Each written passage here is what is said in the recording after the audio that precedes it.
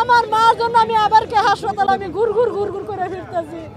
আমি আল্লাহর কাছে দোয়া চাইতেছি আমার মার জন্য আল্লাহ সুস্থ রাখে, আল্লাহ ভালো রাখে। আর তারও রহমানের জন্য মার বুকে ফিরাইয়া দেখতে পারে।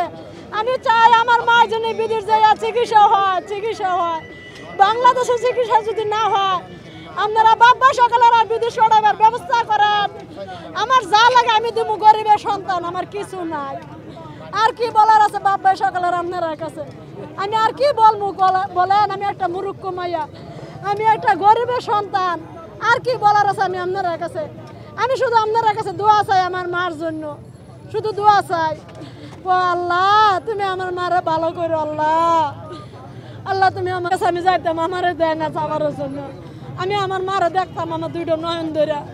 যদি আমার মার কোনো সমস্যা হতো তাহলে আমি দেবো বাবারা, ভাইয়ারা, আমি দেবো। আর কেউ না দেখ। কেডা কতটুকু ভালোবাসে আমার মার আমি জানি না। আমি ভালোবাসি অনেক। আমি ছোটবেলার থেকে, আমি যখন হাফিন বিন্দি তখন থেকে আমি আমার মারে ভালোবাসি। আমি আপনার কাছে আর কি বলবো বলেন? আর কি বলার আছে আমার বলেন? আমি আর কি করার আছে? আমি চাই আমার মা সুস্থতা হোক, ভালোতা হোক। আমার মা যেন আবার দানের শীষ লয়ে যেন আবার দাঁড়াইতে পারে, আমি এটা চাই। আমি আর কিছু চাই না, আমি শুধু দোয়া চাই।